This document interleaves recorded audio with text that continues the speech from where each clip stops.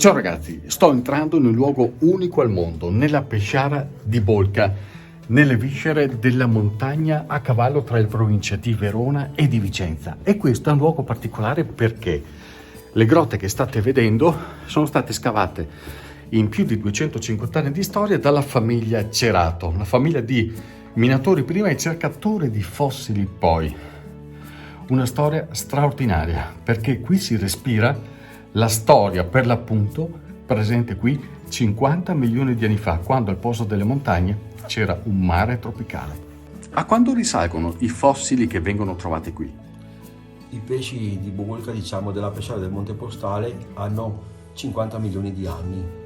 In genere in che stato li ritrovate? La fortuna di questi giacimenti è che i fossili sono in uno stato ottimale, Un pesce trovato sembra un pesce appena pescato.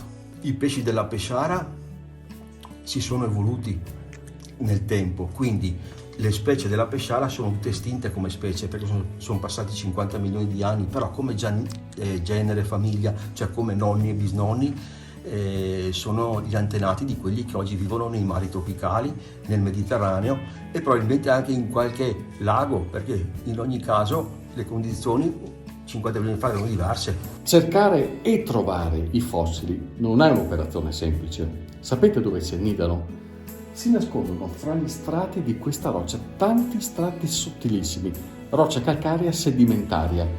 È lì che i pesci o le alghe, morendo, si sono depositati e nel corso di milioni di anni è avvenuta la fossilizzazione. E questo è un luogo unico per trovarli. E il perché ce lo spiega direttamente Massimo. Perché avvenga la fossilizzazione ci vogliono delle condizioni particolari. Qui ci sono state tutte. Ad esempio, la prima è che il pesce deve morire e non è facile perché un pesce quando è moribondo viene mangiato da un altro animale, da un altro pesce. Deve cadere sul fondale dove si adagia non ci devono essere animali che lo mangiano e quindi non va in putrefazione, quindi non ci deve essere ossigeno. Sul fondale poi deve essere coperto da una sabbia molto fine in poco tempo che lo sigilla in tutte le sue parti. Sul fondale di questo mare non ci deve essere movimento, perché se ci sono delle onde che vanno a muovere il fondale il pesce si disarticola, quindi è un fondale proprio immobile, fermo. E dopo la fortuna è quella che il pesce rimane lì per sempre. Certo. In tutto questo tempo inizia il processo di fossilizzazione per sostituzione, cioè sono i minerali che vanno all'interno del pesce e lo sostituiscono. Il pesce in milioni di anni diventa di roccia, ma il bello è che si colora in base a quello che entra. E qua c'è un altro fattore importante in pesciara, che entrano i minerali delle rocce vulcaniche, perché l'attività vulcanica è posteriore dopo alla fossilizzazione, quindi i minerali poi entrano e sostituiscono l'animale. Quindi i pesci hanno un colore che va dal marrone al nero con tutte le sfumature. E questo cos'è? Ecco qua, Bellissimo. un pesce doppio, che è un pesce aperto a metà. Logicamente in pesciara quando si apre il libro di pietra escono doppi, impronta contro impronta. Questo è uno Sparnodus microdon, è l'antenato dell'attuale orata, Ah però, e qui parliamo sempre di 50 milioni di anni fa? 50 milioni di anni.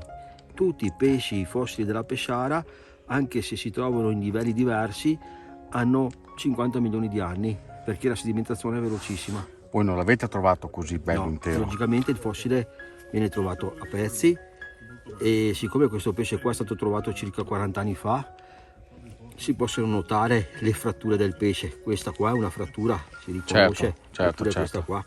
Quindi generalmente il fossile viene trovato in sezione e poi viene aperto, assemblato, incollato. La pesciara non è grandissima. La superficie sarebbe equiparabile sostanzialmente a quella di un campo da calcio, un fazzoletto di terra.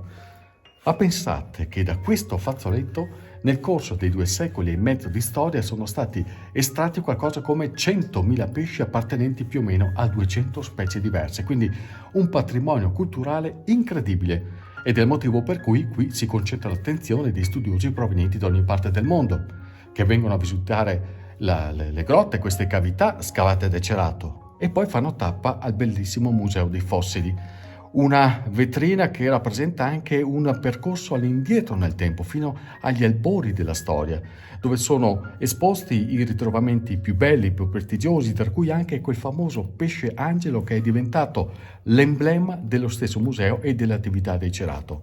È stato scoperto negli anni 70 da Massimiliano, il papà di Massimo, quasi per caso.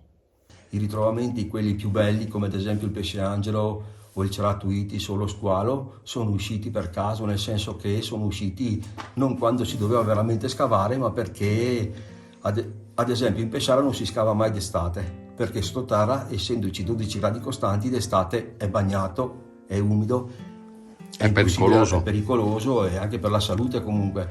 E pensate che il Ceratoitis, che è il nome che è stato dato dalla famiglia, Ceratoitis, mi aveva appena trovato d'estate, in un giorno che era fuori che apriva le pietre al sole, non trovava niente, ha deciso di entrare perché si era stancato e in un piccolo anfratto un blocco usciva e con un colpo è uscito il Ceratoitis.